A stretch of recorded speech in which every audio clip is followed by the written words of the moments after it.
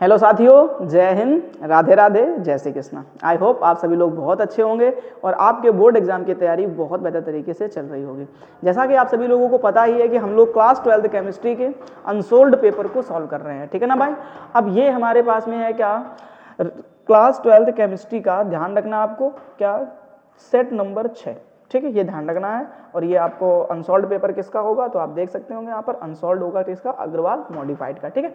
अच्छा, आप किसी का भी अनसॉल्व पेपर ले लेना, कोई दिक्कत नहीं है उसमें, ठीक है ना। बशर्ते आपको केवल इतना करना होगा कि आपको ये कोड याद रखना पड़ेगा भैया। क्या याद रखना पड़ेगा? कोड याद रखना पड़ेगा, यानी कि सेट नंबर 6 का KE कोड होगा, ठीक है ना। आज से हम लोग उसको शुरू करने वाले हैं। हम लोग जो ना 2025 का हमारा सेट नंबर जो 7 था उसको हम लोगों ने कवर कर लिया था, ठीक। अच्छा, पिछला वाला जो हम लोगों ने सेट कवर करा था उसको हम लोगों ने एक ही वीडियो में खत्म कर लिया था, ठीक। लेकिन इस बार क्या करते हैं, छोटे छोटे से वीडियो बनाएंगे, है ना, ताकि वीडियो लंबा ना हो, अपन भी बोर ना हो, है ना, अच्छे से सीख पाएंगे। तो ये बात ध्यान रखें कि आपको आज हम लोग जो बातचीत करेंगे उसमें करेंगे सेट नंबर 6 के बारे में, और उसका कोड होगा KE, ठीक। और ये होगा इसका पार्ट नंबर 1, ठीक है ना।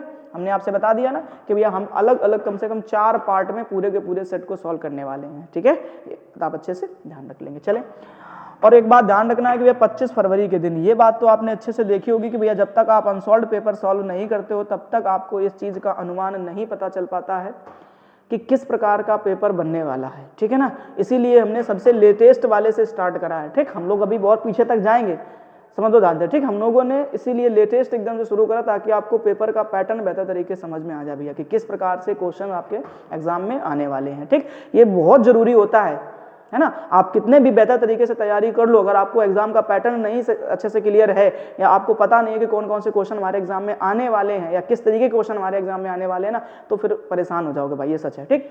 तो अब आपको स्मार्ट वर्क करना है, इसलिए हमने पिछले साल वाले ही जो है ना अनसॉल्व पेपर उठाया है और उसी के सेट को ही शुरू कर दिया है। ये बात ध्यान रखना, ठीक। एक सेट कवर कर चुके हैं, दूसरा सेट आज शुरू करने वाले हैं, ठीक है।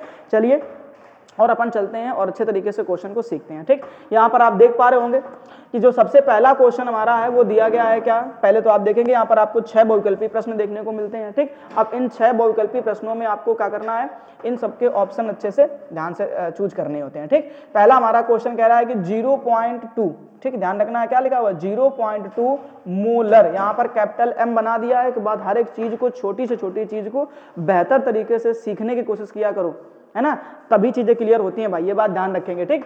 फिर कह रहा है हमसे कि H2SO4 यानी सल्फ्यूरिक अम्ल विलयन की सांद्रता ग्राम प्रति लीटर में क्या होगी, ठीक। अब आपको एक बात अच्छे से क्लियर होनी चाहिए, ग्राम प्रति लीटर का मतलब क्या है, आपको ये ध्यान रखना पड़ेगा, ठीक। तो हम लोग यहाँ पर जो बातचीत करेंगे वो बातचीत करेंगे मोलरता के बारे में। किसके बारे में बातचीत करेंगे? मोलरता के बारे में, ठीक है ना। तो एक चीज अच्छे से मैं अगर आपको बता दूं तो मोलरता का भैया जो आपने फॉर्मूला पढ़ा है वो पढ़ा है कैपिटल M बराबर WA/MA। क्या पढ़ा है आपने? WA/MA इंटू में V, और ये जो V है वो हमारा किस में होता है, मिलीलीटर में। तो ऊपर हमें क्या करना पड़ता है, 1000 से मल्टीप्लाई कराना पड़ता है। समझ में आ रहा है कि नहीं आ रहा है, ठीक है ना।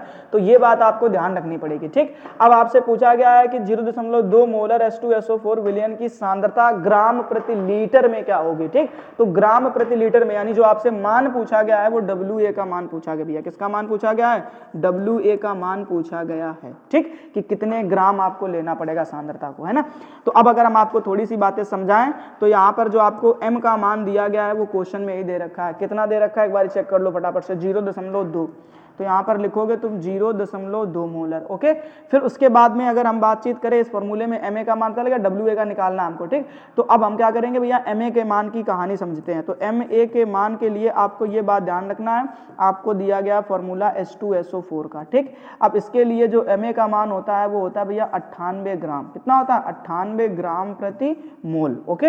ये बात आप ध्यान रखेंगे। दूसरी चीज, आपको जो V का मान है वो साफ साफ कह दिया उसने कि ग्राम प्रति लीटर, किसमें बताना है? ग्राम प्रति लीटर में बताना है, ठीक। अब ग्राम प्रति लीटर में बताने के लिए आपको एक बात और समझनी पड़ेगी कि यहाँ पर आपको क्या करना पड़ेगा, या तो आप यहाँ पर क्या ले लीजिए, 1000 मिलीलीटर ले लीजिए, क्योंकि हमने फॉर्मूले में ऊपर गुणा करा दिया, तो 1000 मिलीलीटर ले लो, कोई दिक्कत नहीं है, ठीक है। वैसे तुम यहाँ पर 1 लीटर ले सकते थे, अब 1 लीटर लेते तो ऊपर जो है ना इसमें गुणा नहीं कराते, ठीक। ये छोटी छोटी बातें जो है ना भैया ध्यान रखना अच्छे तरीके से, तभी कहानी बनेगी, नहीं तो फिर चीजें दिक्कत देने लगती हैं। ये बात समझना ध्यान से, ठीक। तो ये जो फॉर्मूला हमारा फाइनली है आपके आपके पास में, इस फॉर्मूले के हिसाब से आपको चीज़ें बनानी पड़ेंगी। ठीक है, तो चलते हैं अपन देखते हैं क्या और अच्छे तरीके से इस चीज़ को समझा जा सकता है। अब हमें मान निकालना भैया किसका, WA का। तो इसी फॉर्मूले से अगर मैं आपसे ये कहूँ कि आप WA के बराबर फॉर्मूला निकालिए तो क्या निकाल के बताएंगे आप, जरा सोचो।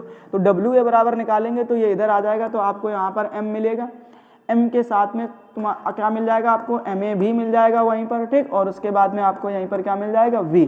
और उसके बाद नीचे जो बचेगा वो बचेगा भैया आपके पास में केवल और केवल 1000। क्या बचेगा, केवल और केवल 1000 बचेगा। ठीक है ना, इस तरीके से आप ध्यान रखेंगे। अब कैसे इसको सॉल्व करना है तो चलते हैं देखते हैं। तो WA बराबर अगर हम कह दें आपसे M, ठीक है ना, तो M का मान आपको दिया गया 0.2 इंटू MA का मान आपने देखा कितना निकल कर आया हमारा 98, ठीक है ना। और मल्टीप्लाई आप ध्यान रखेंगे यहाँ पर कितना हो जाएगा हमारा 1000 बटे नीचे भी आपको कितना दिया गया है, बोलोगे भैया 1000 दिया गया है, ठीक। अब हमने कहा आपसे कि ये वाला पॉइंट हटा दो, नीचे एक 0 बढ़ा दो, कोई समस्या क्या, बोले नहीं है कतई। अब क्या करो, इनको निपटा दो, तो 1 2 3 3 0 निपटा दो, 1 2 3 कट गए ना। अब इन दो का मल्टीप्लाई करा दो भैया, आपको पता चल जाएगा कि WA का मान कितना निकल कर आया है, ठीक। तो बोलोगे भैया 98, 8 का गुणा कराओ पहले 2 में, तो 8 दूनी 16, 16 का कितना हो जाएगा 6, 9 दूनी 18 और 1 हासिल का कितना हो जाएगा 19, ठीक। और अभी नीचे कितना लिखा हुआ 10, आप एक अंक के बाद दशमलव लगाएंगे, आप देखेंगे 19.6 ग्राम, ठीक है ना। ये वैल्यू निकल कर आएगी प्रति लीटर के हिसाब से, ठीक। तो क्या ऐसा कोई आंसर हमारे पास में है, तो बोलोगे हाँ भैया हमारा डी ऑप्शन हमें दिखाई दे रहा है, ठीक। तो आप ध्यान रखना भैया कि जो पहले का आंसर होगा सही, यानी का जो आंसर सही होगा वो क्या होगा भैया, डी नंबर होगा, ठीक। चीज पल्ले पड़ गई कि नहीं पड़ गई, जरा समझ लो ध्यान से, है ना। स्क्रीनशॉट ले लो अगर कोई तकलीफ है तो पहले। चलो अभी देखते हैं अपन नेक्स्ट, है ना। अब आगे की कहानी को समझना है बड़े ध्यान से आपको। चीज़ें देखो भैया बहुत आसान होती हैं, बशर्ते आपको थोड़ा सा दिमाग लगाना पड़ेगा और कोई ज़्यादा खास तकलीफ नहीं होगी आपको कभी भी, ठीक है ना। इस चीज़ को ध्यान रखेंगे। फिलहाल नेक्स्ट क्वेश्चन को पढ़ो सभी लोग फटाफट से। कह रहा है कि निम्नलिखित आयनों में चुंबकीय आयन है, ठीक है ना। दूसरा क्वेश्चन देखो क्या कह रहा है, निम्नलिखित में से चुंबकीय आयन है। अब चुंबकीय आयन किसे कहते हैं, तो मैं आपको एक छोटी सी बात बताता हूं, पहले उस चीज पे फोकस करेंगे। हमें अच्छे से क्लियर है, हमने ये बात पिछले लेक्चर में भी आपको बताई थी कि इससे क्वेश्चन बनते हैं आपके बोर्ड एग्जाम में।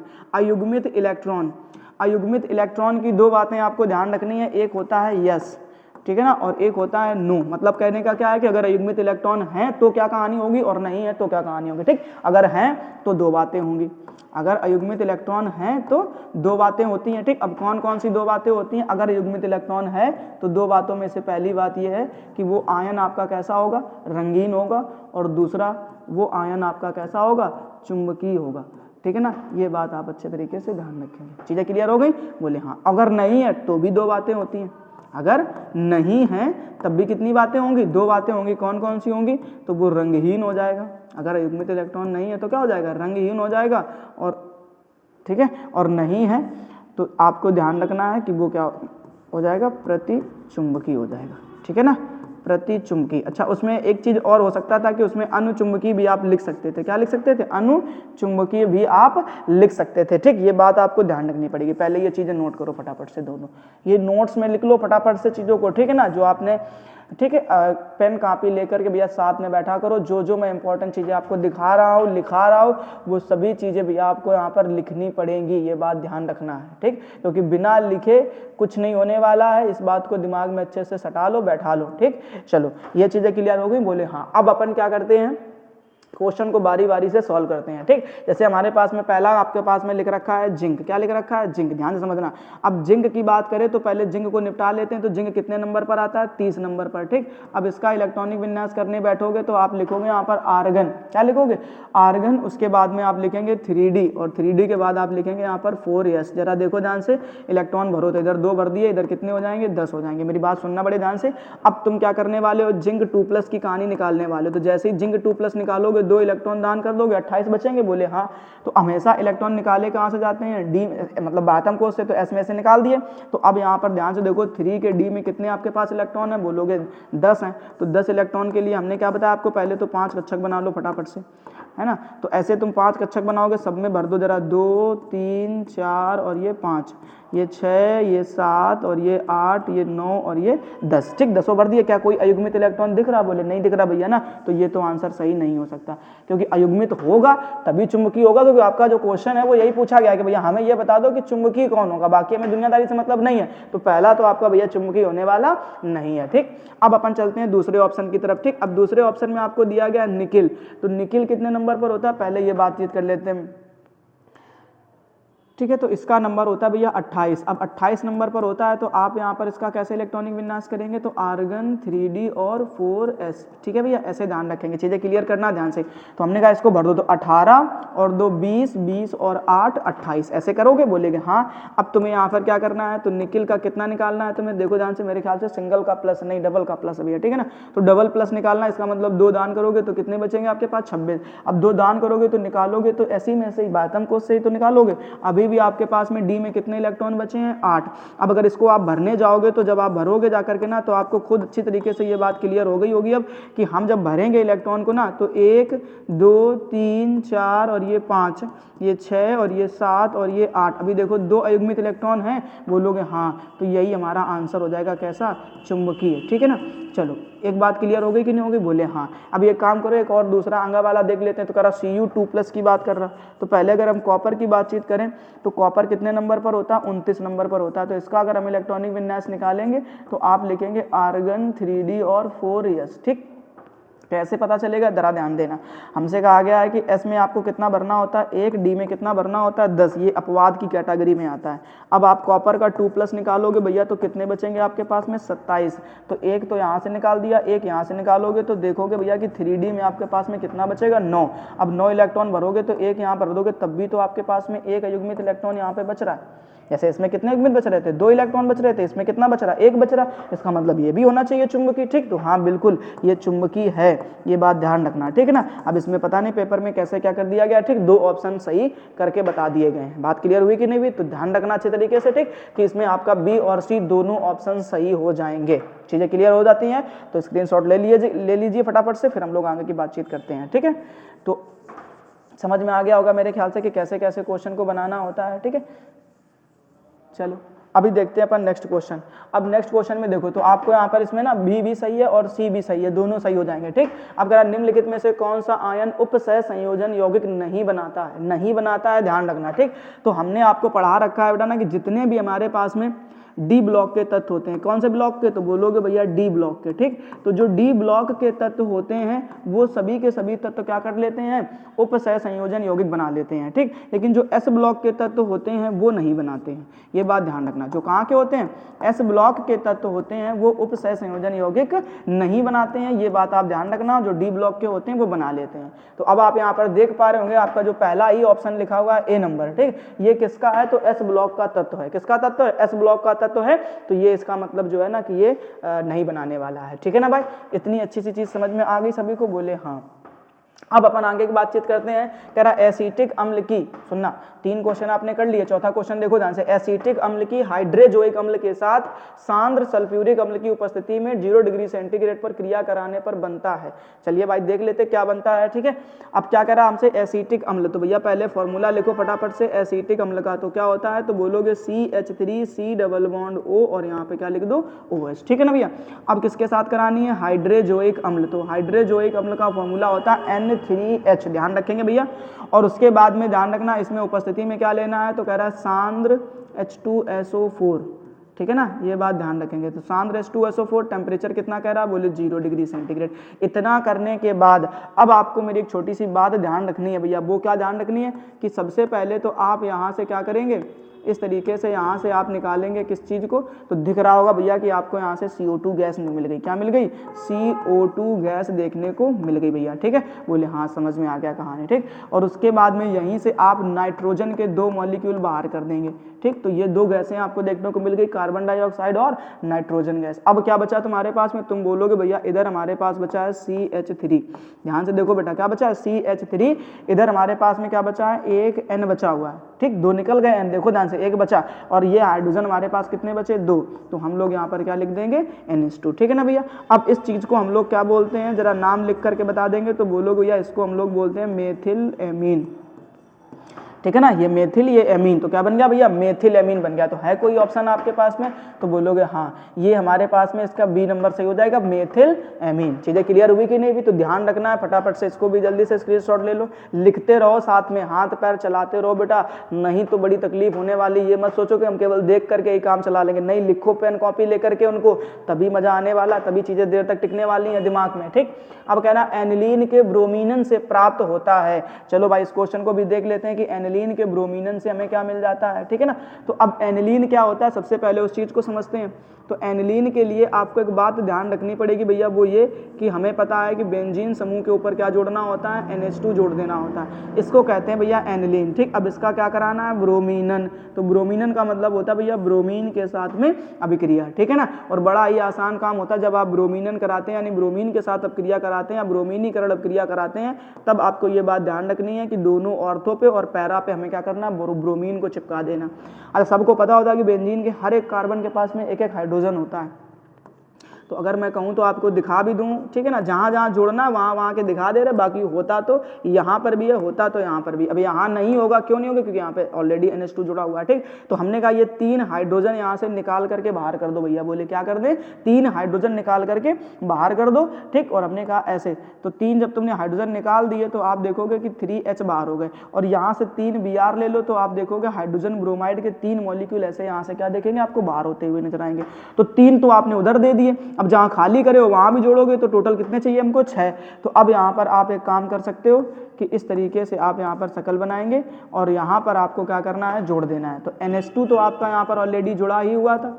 अब एक ब्रोमीन आप यहाँ पर जोड़ दीजिए, दूसरा ब्रोमीन आप यहाँ पर जोड़ दीजिए, ठीक, और तीसरा ब्रोमीन आप यहाँ पर जोड़ दीजिए। ये हो गई भैया ब्रोमीनन की अभिक्रिया। अब होगा क्या, इसमें से देख लो जरा ध्यान से, तो कह रहा है मोनो ब्रोमो एनिलीन बनेगा, तो मोनो का मतलब तो होता है एक, तो एक तो Br आपको दिख नहीं रहा, कितने दिख रहा है आपको, ध्यान से देखो तो भी आपको 3 ब्रोमीन के मॉलिक्यूल दिख रहे होंगे, ठीक है, तो ये ध्यान रखना। तो ये तो है नहीं आपका, बी नंबर में कह रहा है बेंजीन नाइट्राइल, तो ये भी नहीं है। ट्राई ब्रोमो एनिलीन, हाँ देखो 1 2 3, तो ट्राई ब्रोमो, और फिर से ये पूरी शक्ल किसकी बन जाएगी, एनिलीन की बन जाएगी, ठीक। तो ये हमारा सही हो जाएगा ट्राई ब्रोमो एनिलीन, ठीक है। तो ये चीज आपको ध्यान रखना है, यहाँ से आपको क्या मिलेगा, ट्राई ब्रोमो एनिलीन मिल जाएगा, ठीक है। अब कह रहा हमारा 4 नंबर की इंसुलिन के जल अपघटन से क्या प्राप्त होता है, तो आप ध्यान रखेंगे इंसुलिन के जल अपघटन से हमें क्या मिलता है, फ्रक्टोज मिलता है भैया, क्या मिलेगा, फ्रक्टोज मिलेगा, ठीक। इसको आप अच्छे से याद कर सकते हैं, ठीक है ना। एक काम करो फटाफट इतने सारे चीजों का स्क्रीनशॉट ले लो, फिर हम लोग बातचीत करते हैं दूसरे क्वेश्चन के का के बारे में, ठीक है ना भैया। चलिए अच्छा भाई, ठीक है ना। अब अपन क्या करते हैं भैया, नेक्स्ट क्वेश्चन की तरफ चलते हैं और नेक्स्ट क्वेश्चन को बहुत अच्छे से समझने की कोशिश करते हैं, ठीक है ना। आई होप आप लोगों को ये सारे के सारे अच्छे तरीके से क्वेश्चन समझ में आ गए होंगे, कोई तकलीफ नहीं हुई होगी, ठीक। अब अपन बातचीत करते हैं भैया क्वेश्चन नंबर 2 के बारे में, ठीक है ना।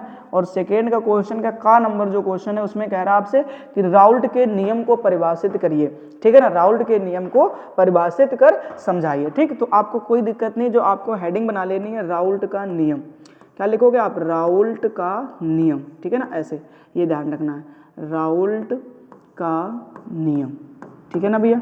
बोले हाँ ठीक है, समझ में आ गई कहानी। अब राउल्ट के नियम को हमें क्या करना है, परिभाषित लिखना है, ठीक। तो लिख सकते हैं भैया आप क्या, कि किसी निश्चित, ठीक है, साथ में लिखिए पेन कॉपी लेकर के, जब मैं लिख रहा हूं तो आप भी लिख सकते हैं, कोई दिक्कत नहीं है। तो बोलेंगे भैया किसी निश्चित ताप पर, किसी निश्चित ताप पर विलयन में उपस्थित,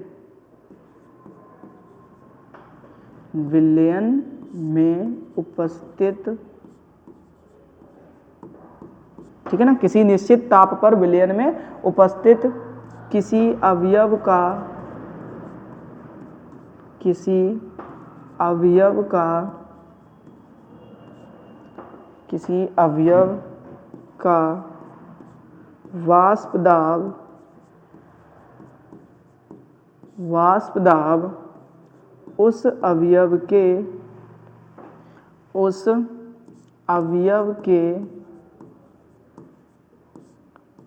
वाष्प दाब के उस अवयव के वाष्प दाब के मोल अंश के समानुपाती होता है। उस अवयव के मोल अंश के समानुपाती होता है। ठीक है ना भैया, ये चीज़ आपको अच्छे से तैयार कर लेनी है। ठीक है ना, ये हो गया आपका फॉर्मूला। ठीक है, ये राउल्ट का नियम हो गया। ठीक, अब कह रहा है कैसे समझाना है, समझा लेते हैं। ठीक है, तो हमने कहा आपसे हमारे पास में भैया इस प्रकार का कोई एक विलयन हो गया, मान लिया थोड़ी देर के लिए। ठीक, हमने क्या ले लिया, इस प्रकार का एक कोई विलयन ले लिया। ठीक, और फिर हमने आपको यहाँ पर एक बात समझाई क्या कि इस विलयन में आपने दो अलग अलग प्रकार के क्या भर दिए भैया, पदार्थ भर दिए। ठीक है, सुनना बड़े ध्यान से, दो अलग अलग प्रकार के क्या भर दिए, पदार्थ भर दिए। ठीक, एक ये हो गया। दूसरा हमने कहा आप यहाँ पर एक पदार्थ और ले सकते हैं, और दूसरा पदार्थ हमने कहा आपसे कि आपने ये भर दिया। तो अब आप देखेंगे कि आपको यहाँ पर कितने दो अलग अलग पदार्थ नजर आ रहे होंगे। ठीक, तो हमने कहा भैया इसमें आपके पास में दो अलग अलग पदार्थ हैं। एक पदार्थ आपका क्या है, मान लो ए है, और एक पदार्थ आपका मान लो हमने क्या बता दिया, बोले बी है। ठीक, ऐसे दो अलग अलग पदार्थ हैं। अब जब इन दोनों पदार्थों को आप गर्म करने बैठोगे भैया, क्या करने बैठोगे, गर्म करने बैठोगे, तब आप देखोगे कि इन दोनों की क्या बनेगी, वाष्प बनेगी। ठीक है ना, इन दोनों की क्या बनेगी, वाष्प बनेगी। अब जो वो वाष्प बनेगी ना, तो वो विलयन पर क्या डालेगी जाकर के, वाष्प दाब, क्योंकि जब हम इसके ऊपर ढक्कन रख देंगे तो ये वापस लौट करके आएगी। ठीक, ये पूरा कॉन्सेप्ट मैंने आपको जो ना जब चैप्टर पढ़ाया था तब समझाया था। ठीक, वहां पर जाकर के बेहतर तरीके से समझ सकते हैं। फिलहाल इतना जान लीजिए कि यहाँ पर दो प्रकार के विलयन हैं, मतलब दो प्रकार के पदार्थ हैं, ए और बी। ठीक, अब वही चीज आपको यहाँ पर समझने का है। किसी निश्चित ताप पर विलयन में उपस्थित किसी अवयव का वाष्प दाब उस अवयव के वाष्प दाब के मोल अंश के क्या होता है भैया, समानुपाती होता है। ठीक, अब ध्यान देना, हमारे पास मान लो एक ऐसा चीज समझ लो ध्यान से कि हमारे पास में एक पदार्थ है और उस पदार्थ को हम लोग क्या बोलेंगे, ए नाम से जानेंगे। ठीक है, इस चीज को समझना थोड़ा ध्यान से।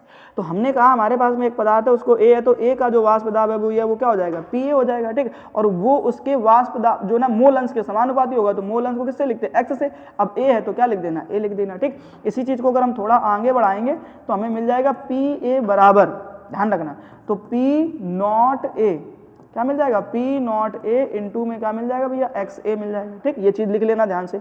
अब दूसरा चीज तुमसे क्या कहा रहा है कि भैया हमारे पास में एक और पदार्थ है जिसका नाम क्या है, बी, तो इसका जो वाष्प दाब होगा वो पी बी होगा, वो किसके, एक्स बी के समानुपाती हो जाएगा। ठीक है ना भैया, और इसके बाद ध्यान रखो थोड़ा सा क्या कि वो भी क्या होगा यहाँ पर, पी बी बराबर, तो यहाँ पर क्या हो जाएगा आपको पी नॉट बी इंटू में क्या मिल जाएगा आपको, एक्स बी मिल जाएगा। ये है पूरी की पूरी कहानी। ठीक, इस तरीके से आपको ध्यान रखना। ये हो गया भैया आपका राउल्ट का नियम। फटाफट से स्क्रीनशॉट ले लो, फिर हम लोग आगे के क्वेश्चंस की बातचीत करते हैं। ठीक, अब चलते भैया नेक्स्ट क्वेश्चन। अब नेक्स्ट क्वेश्चन हमारे पास में खा नंबर दिया गया। ठीक, अब इस खा नंबर क्वेश्चन के देखो पढ़ो, कह रहा विलयन में Cu सिंगल प्लस आयन रंगहीन है, जबकि ध्यान से समझना, पढ़ो ध्यान से, कह रहा विलयन में Cu सिंगल प्लस आयन कैसा है, रंगहीन है। ठीक, जबकि Cu2 प्लस आयन जो है वो रंगीन है। क्यों, ऐसा क्यों है। ठीक है ना, तो अभी जस्ट आपने एक क्वेश्चन बनाया है, ऊपर देखो ध्यान से, उसी की बात है पूरी की पूरी कहानी। ठीक, तो सबसे पहले अपन बातचीत करते हैं इनके बारे में, फिर एक नोट पॉइंट लिखेंगे, उस नोट पॉइंट को भैया तुम्हें भी लिखना है, हम भी लिखेंगे। ठीक, हमने आपसे समझाया क्या कि सबसे पहले आप कॉपर की बातचीत करो, तो कॉपर कितने नंबर पर होता है, जवाब आएगा भैया 29 नंबर पर होता है। क्या 29 नंबर का आप इलेक्ट्रॉनिक विन्यास नहीं कर पाओगे, तो हम बोलेंगे बिल्कुल कर लेंगे। तो आप क्या करेंगे, आर्गन लिखेंगे, फिर 3D लिखेंगे, फिर 4s लिखेंगे। ठीक, बहुत ध्यान से समझना भैया, है ना, आर्गन लिखा, 3D लिखा, 4s लिखा। अब आपको पता है कि ये भैया हमारा एक अपवाद की कैटेगरी में आता है। ठीक, तो 18 ये हो गया, एक यहाँ पर आपको भरना होता 19, और 19 और 10 यहाँ पर भर दिए तो कितना हो गया, 29 हो गया। बोले ठीक है। अब जो हमारा पहला क्वेश्चन दिया गया है वो दिया गया है Cu सिंगल प्लस। अब सिंगल प्लस का मतलब है एक इलेक्ट्रॉन आपने दान कर दिया, कितने बचे आपके पास में, 28। अब आप इस 28 का ही इलेक्ट्रॉनिक विन्यास करके दिखाइए, तो क्या लिखोगे आप यहाँ पर, आर्गन, और फिर लिखेंगे 3D के बाद आप लिखेंगे यहाँ पर 4s। ठीक है ना भैया, अब एक ही तो दान करना, तो s से निकाल दो। बोले कोई दिक्कत नहीं। क्या d में कोई फर्क पड़ेगा क्या, तो नहीं भैया, बोले d में अभी भी 10 के 10 इलेक्ट्रॉन देखने को मिलेंगे। ठीक, अब आपको ये 10 इलेक्ट्रॉन क्या करने हैं, उसी प्रकार के जैसे ऊपर वाले क्वेश्चन में आपने 5 कक्षक बना करके भरे थे, ठीक है ना। इसी प्रकार से यहाँ पर भी आप क्या करेंगे, 5 कक्षक बनाएंगे और ये 10 इलेक्ट्रॉन भरेंगे। तो बोला भैया ठीक है, बहुत आसान सा काम, हमें तो ये इसमें मज़ा आता है भरने में। तो आपने भैया इस तरीके से क्या कर दिए, इन 10 इलेक्ट्रॉनों को ऐसे अलग अलग कक्षकों में भर के फिल कर दिया। ठीक, क्या आपको यहाँ पर एक भी अयुग्मित इलेक्ट्रॉन दिख रहा है क्या, बोलो फटाफट से। तो बोलोगे अयुग्मित इलेक्ट्रॉन की संख्या यहाँ पर कैसी है, लुल है, एकदम 0 है। ठीक, एक भी नहीं है भैया, है ना। अब दूसरी कहानी को समझते हैं। हमने कहा इस चीज को समझ लो। अब आपके पास में देखो ध्यान से, दूसरी चीज क्या लिख रखी है, Cu का डबल प्लस। ठीक, अब आप कॉपर का जब डबल प्लस निकालने बैठेंगे तो आपको अच्छे से क्लियर होना चाहिए कि भैया जो कॉपर का डबल प्लस है तो इसके पास में कितने, आपके पास में मतलब कितने दान करने पड़ेंगे, तो बोलोगे 2। तो कितना बचेगा, बोलो भैया 27 बचेगा। कितना बचेगा, 27 बचेगा। ठीक है ना, तो ये चीज आपको ध्यान रखनी पड़ेगी। अब 27 का जब आप इलेक्ट्रॉनिक विन्यास करोगे तो क्या करोगे, आर्गन 3d और 4s। ठीक है ना, ऐसे ध्यान दो। अब भैया 2 दान करने, तो s से तो एक ही है, तो s से एक ही निकल पाएगा, तो इधर 0 हो जाएगा। अब अगला वाला जो आप निकालोगे वो कहाँ से निकालोगे भैया, d से निकालोगे। तो अब d में आपके पास में कितने इलेक्ट्रॉन बचे हैं, तो बोलो भैया d में हमारे पास में केवल और केवल 5 इलेक्ट्रॉन ही बचे हुए हैं। समझ में आ गई बात की नहीं आ गई भैया, बोल के देखो एक बारी फटाफट से, बोले हाँ।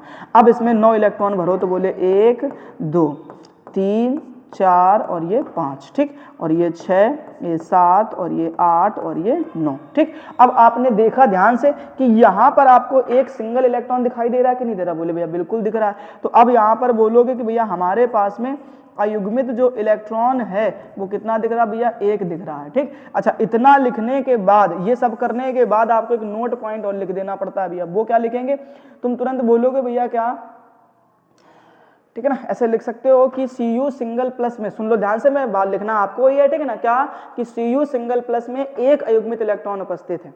Cu सिंगल प्लस में एक अयुग्मित इलेक्ट्रॉन उपस्थित है, इसलिए ये, सॉरी सिंगल प्लस में कहाँ उपस्थित है ना, देखो ध्यान से, है ना, थोड़ा ढंग से लिखना है, क्या कि Cu सिंगल प्लस में एक भी अयुग्मित इलेक्ट्रॉन उपस्थित नहीं है, इसलिए यह रंगहीन है। एक भी अयुग्मित इलेक्ट्रॉन उपस्थित नहीं है, इसलिए यह रंगहीन है। जबकि Cu डबल प्लस आयन में एक अयुग्मित इलेक्ट्रॉन उपस्थित है, इसलिए यह रंगीन है। समझ में आ गई बात कि नहीं आगे, क्या लिखना है फिर से सुन लो ध्यान से, क्या कि Cu सिंगल प्लस में कोई अयुग्मित इलेक्ट्रॉन उपस्थित नहीं है, इसलिए यह रंगहीन है। जबकि Cu डबल प्लस में एक अयुग्मित इलेक्ट्रॉन है, इसलिए यह रंगीन है। बस इतना लिखना होता है। ये क्यों का कारण हो गया, 2 नंबर पक्के हो गए। ठीक, चीजें क्लियर हुई कि नहीं, जरा बताओ फटाफट हमें। अब हमने कहा आपसे कि अब नेक्स्ट क्वेश्चन की तैयारी करो। अब नेक्स्ट क्वेश्चन को देखो जरा ध्यान से, कैसे इस नेक्स्ट क्वेश्चन को बनाओगे आप, बुलाओ। ठीक है ना, सोच करके देखो भैया, ठीक है, कि इस नेक्स्ट क्वेश्चन को आप कैसे देखोगे। ठीक, अब हमने कहा आपसे ध्यान से समझ लो कि एक दंतुर तथा द्विदंतुर लिगेंड को उदाहरण द्वारा समझाइए। ठीक है ना, बहुत आसान काम है भैया। एक दंतुर और द्विदंतुर लिगेंड को किससे समझाना है, एग्जाम्पल के द्वारा समझाना। मैंने कहा भैया सबसे पहले अपन बातचीत कर लेते हैं किसकी, एक दंतुर लिगेंड की। ठीक है ना, एक दंतुर लिगेंड, ठीक है ना भैया, एक दंतुर लिगेंड। ओके, एक दंतुर लिगेंड। ठीक, अब ये ध्यान रखना, हमने आपको लिगेंड का वर्गीकरण पढ़ा दिया है भैया। ठीक है, एक इंपॉर्टेंट कहानी थी लिगेंड के वर्गीकरण की। ठीक, फिलहाल यहाँ पर एक बार दोबारा समझते हैं आप, क्या कि जो ये आपको दिख रहा है ना एक दंतुर लिगेंड, ठीक, ये किसे कहे, तो आप लिखेंगे यहाँ पर क्या कि वे लिगेंड जिनमें, वे लिगेंड, ठीक है ना, ऐसे लिखना, वे लिगेंड, ठीक है, कि वे लिगेंड जिनमें एक दाता परमाणु उपस्थित होता है, जिनमें एक दाता परमाणु उपस्थित होता है, एक दाता परमाणु उपस्थित होता है। ठीक है, ऐसे।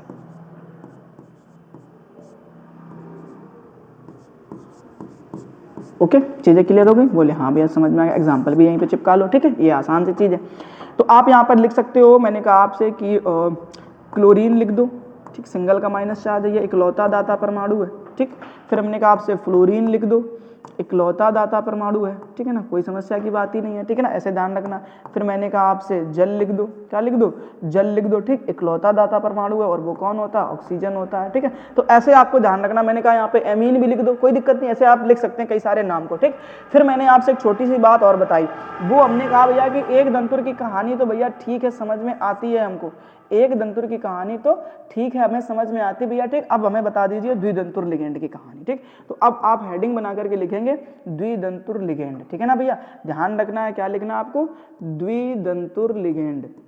अब द्विदंतुर लिगेंड किसे कहते हैं, ठीक है ना, द्विदंतुर लिगेंड, ठीक। तो डेफिनेशन बहुत आसान है, ठीक। अब हम नहीं लिखेंगे, आप खुद ही लिखेंगे, जरा ध्यान से समझना कि वे लिगेंड जिनमें दो दाता परमाणु उपस्थित होते हैं, वे लिगेंड जिनमें दो दाता परमाणु उपस्थित होते हैं, ये बात ध्यान रखना है, दो दाता परमाणु, ठीक। ऐसे समझ लीजिए आप ध्यान से, दो दाता परमाणु उपस्थित होते हैं, ठीक है ना। अब कैसे, जैसे हमने कहा आपसे, हमारे पास में एक एग्जाम्पल है एथिलीन डाई एमीन का, किसका एग्जाम्पल है भैया, एथिलीन डाई एमीन, ठीक। ये आपको ध्यान रखना पड़ेगा, एक एग्जाम्पल याद कर लीजिए। अब एथिलीन क्या होता है, तो बोलोगे भैया हमारे पास में ये होता है CH2, एक second, CH2 double bond CH2, ठीक है, ऐसे डबल बॉन्ड होते हैं। तो हमने कहा एक बॉन्ड इधर दिखा दो जब डबल बॉन्ड है, तो है ना, एक उधर भी दिखा दो तो कहानी बन जाएगी, बोले हाँ। अब यहाँ पर आप क्या कर सकते हैं, ऐसे NH2 जोड़ सकते हैं, और ऐसे यहाँ पर क्या कर सकते हैं आप, NH2 जोड़ सकते हैं, ठीक। इसको बोलते हैं भैया एथिलीन, इस वाले ग्रुप को क्या बोलते हैं, एथिलीन। अब ये एक एमीन हो गया और एक ये एमीन हो गया, तो बन गया डाई एमीन, तो एथिलीन डाई एमीन, ठीक। अब यहाँ पर आप ध्यान से देखेंगे तो आपके पास में दो दाता परमाणु हैं, एक ये नाइट्रोजन इधर दाता परमाणु हो गया, एक ये नाइट्रोजन इधर दाता परमाणु हो गया, ठीक। तो इसको कहते हैं भैया द्विदंतुर लिगेंड, क्या कहते हैं भैया, द्विदंतुर लिगेंड कहते हैं, ठीक। फटाफट से स्क्रीनशॉट ले लो, फिर हम लोग नेक्स्ट क्वेश्चन की बातचीत कर लेते हैं। हो गया ना भैया, बोले हाँ भैया ठीक है, चलो अभी नेक्स्ट क्वेश्चन की बातचीत करते हैं, ठीक है ना। अब नेक्स्ट क्वेश्चन हमारे पास में दिया गया और एक इंपॉर्टेंट क्वेश्चन है। सबसे पहले आपको ये बात ध्यान रखनी है क्या, कि ये देखो ध्यान से, आपको क्या दिख रहा होगा भैया कि ग्रिग्नार्ड अभिकर्मक के उपयोग। अच्छा, ग्रिग्नार्ड अभिकर्मक किसे कहते हैं ये नहीं पूछा आपसे, ठीक है ना, पूछ दिया है कि ग्रिग्नार्ड अभिकर्मक के उपयोग, ओके, ग्रिग्नार्ड अभिकर्मक के उपयोग। तो सबसे पहले अगर आपसे ये कहा जाए कि ग्रिग्नार्ड अभिकर्मक ये है क्या चीज, तो आप ध्यान रखना है क्या कि ग्रिग्नार्ड अभिकर्मक, ठीक है, ग्रिग्नार्ड अभिकर्मक। तो ग्रिग्नार्ड अभिकर्मक कहते हैं हम लोग किसको भैया, RMgX को, ठीक है ना। ऐसे ये शकल होती है किसकी, ग्रिग्नार्ड अभिकर्मक की, ठीक। उपयोग कह रहा है तो आप बोल सकते हो कि ग्रिग्नार्ड अभिकर्मक से विभिन्न कार्बनिक यौगिकों का संश्लेषण होता है, मतलब कई सारे कार्बनिक यौगिक बनाए जा सकते हैं, ठीक है ना। तो बोलोगे यहाँ पर उपयोग में क्या, कि विभिन्न कार्बनिक यौगिकों का संश्लेषण होता है, यौगिकों का संश्लेषण होता है, ठीक है ना। ये आप लिख सकते हैं फटाफट से जल्दी से, ठीक। ये इसका उपयोग हो जाएगा, ठीक। एग्जाम्पल में हमने आपसे कहा, हमसे कहा गया कि ग्रिग्नार्ड अभिकर्मक से क्या बना करके दिखाओ, एल्केन बना करके दिखाओ, ठीक। तो हमने कहा एक ग्रिग्नार्ड अभिकर्मक ले लेते हैं आपसे एग्जांपल के लिए, तो हमने बोल दिया मेथिल मैग्नीशियम ब्रोमाइड। अब इसका आप क्या करा दीजिए, जल अपघटन करा दीजिए भैया, क्या करा दीजिए, जल अपघटन करा दीजिए, ठीक। तो जैसे ही आप इसका जल अपघटन कराएंगे तो आप देखेंगे क्या कि आपको एक चीज़ समझ में आती है कि यहाँ से जब इन दोनों को अलग अलग करते हैं ना भैया हम लोग, तो हमें ऐसे H का प्लस मिलता है, OH का माइनस मिलता है, ठीक। और हम लोग यहाँ से इसको अलग अलग करेंगे ना तो Mg के ऊपर प्लस मिलेगा, अब कार्बन के ऊपर माइनस आ जाएगा, ठीक। तो ये जो कार्बन के ऊपर माइनस आया ना, इसके ऊपर कौन आ जाएगा, हाइड्रोजन आ जाएगा। तो उसके पास ऑलरेडी 3 तो थे ही थे, एक और हाइड्रोजन आ गया, मतलब आप देखोगे कि यहाँ पर आपको कितने हाइड्रोजन देखने को मिल गए, 4। अब 4 का मतलब है कि CH4 हो गया। अब इस CH4 को आप क्या बोलते हो, तो बोलोगे भैया इसको तो हम लोग बोलते हैं मेथेन, ठीक है ना। तो बन गया, बोले हाँ। अब इसके बाद में इधर देखो प्लस का चार्ज है तो इसके ऊपर ये वाला माइनस, तो यहाँ पर आप क्या लिखोगे, करके मैं नीचे लिख के दे रहा हूँ, यहाँ लिख लेना MgOH और Br, ठीक। ये है कहानी पूरी कंप्लीट हो गई, ठीक। तो इस तरीके से आपको चीज़ों को ध्यान रखना है। जल्दी से इसका भी स्क्रीनशॉट ले लो और मेरे ख्याल से चीज़ें आपको बहुत बेहतर तरीके से भैया समझ में आ गई होगी, ठीक है ना।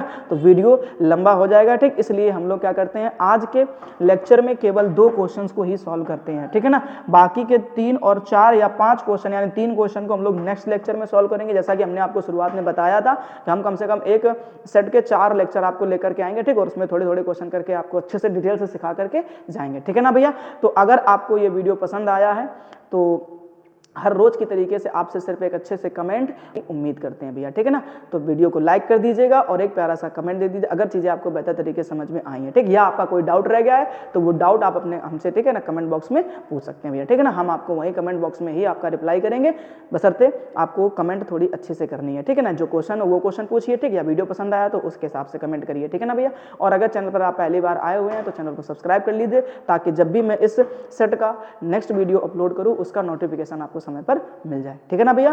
तो राधे राधे, जय हिंद, जय श्री कृष्णा। मिलेंगे नेक्स्ट लेक्चर में, तब तक के लिए अपना ख्याल रखना और अच्छे तरीके से अपने बोर्ड एग्जाम की तैयारी को बनाए रखना, ठीक है ना।